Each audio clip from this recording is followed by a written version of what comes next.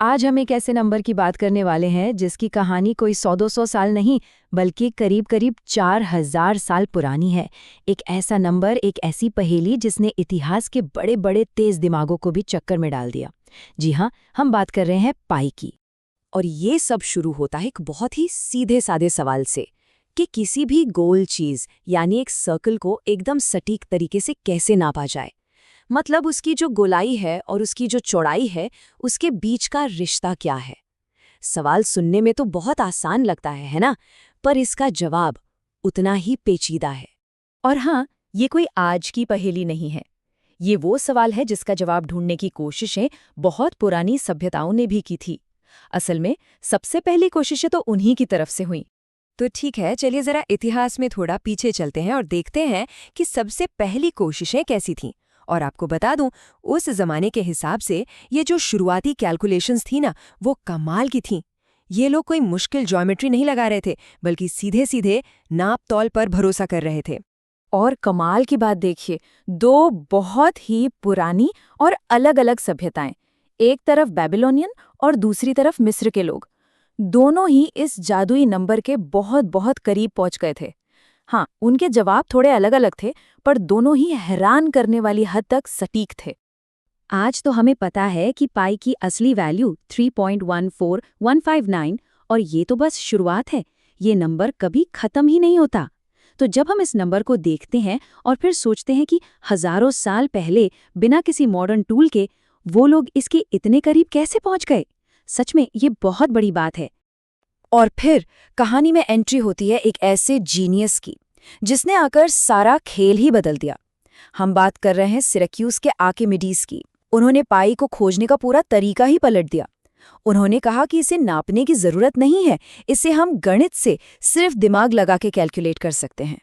यही वो सोच थी जिसने सब कुछ बदल दिया। आर्किमिडीज वो पहले इंसान थे जिन्होंने समझा कि पाई को नापने की कोई जरूरत ही नहीं है, इसे तो लॉजिक और ज्योमेट्री का इस्तेमाल करके कैलकुलेट किया जा सकता है। उस जमाने के लिए ये एक रेवोल्यूशनरी आइडिया था, एकदम नया। तो सवाल उठता है, उन्होंने ये किया कैसे? तरीका बहुत ही शानदार था। जरा सोचिए, उन्होंने एक सर्कल लिया, उसके अंदर एक पॉलीगन बनाया, मतलब कई भुजाओं वाली एक आकृति, और एक वैसा ही पॉलीगन बाहर बनाया। अब सर्कल की जो असली गोलाई है वो इन दोनों पॉलीगन्स के बीच में कहीं फंस गई। और आइडिया ये था कि जैसे जैसे पॉलीगन की भुजाएं बढ़ाते जाएंगे, वैसे वैसे अंदर और बाहर की ये आकृतियां सर्कल से चिपकती जाएंगी और हमें पाई की और भी सटीक वैल्यू मिल जाएगी। और इस मेथड का नतीजा जबरदस्त। उन्होंने पाई की कोई एक फिक्स वैल्यू नहीं दी, बल्कि एक रेंज बताई। उन्होंने साबित कर दिया कि पाई का असली मान 3 1/7 और 3 10/71 के बीच ही कहीं है। ये प्रिसिजन का एक बिल्कुल नया लेवल था। तो आर्किमिडीज ने एक रास्ता दिखा दिया था। अब कहानी में थोड़ा और आगे बढ़ते हैं, सदियों बाद, और हम पहुंचते हैं चीन।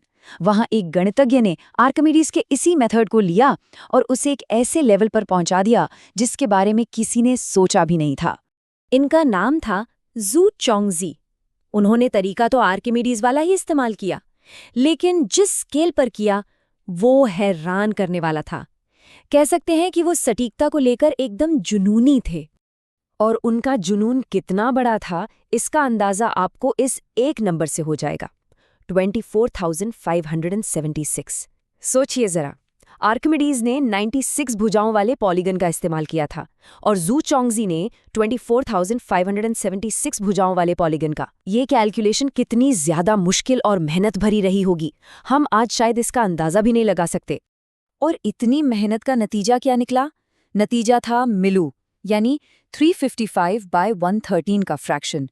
ये पाई की इतनी सटीक वैल्यू थी कि अगले 800 सालों तक, जी हाँ 800 सालों तक, इससे ज्यादा सटीक वैल्यू कोई और नहीं निकाल पाया। ये इंसान के जुनून और मेहनत का एक जीता जागता सबूत है। तो हमने ये तो देख लिया कि इस नंबर को कैलकुलेट कैसे किया गया, पर एक सवाल और है। इस पुराने नंबर को इसका आज का मशहूर नाम पाई यानी पाई, ये कैसे मिला?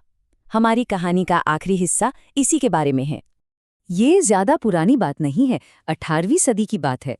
सबसे पहले 1706 में विलियम जोन्स नाम के एक गणितज्ञ ने इसके लिए ग्रीक अक्षर पाई इस्तेमाल करने का सुझाव दिया। और फिर करीब 30 साल बाद महान गणितज्ञ लियोनहार्ड ऑयलर ने भी इसे इस्तेमाल करना शुरू कर दिया। और जब ऑयलर जैसे बड़े नाम ने इसे अपनाया तो बस ये पूरी दुनिया में गणित की भाषा का एक स्टैंडर्ड हिस्सा बन गया। तो बेबीलोन की मिट्टी के टैबलेट से लेकर आज के सुपर कंप्यूटर तक पाई को और ज्यादा सटीक जानने की ये खोज आज भी जारी है। और ये जो कभी ना खत्म होने वाली तलाश है ना, ये शायद हमारे अंदर की एक बहुत गहरी इच्छा को दिखाती है कि हम अपने आसपास की दुनिया को, इस यूनिवर्स को समझना चाहते हैं।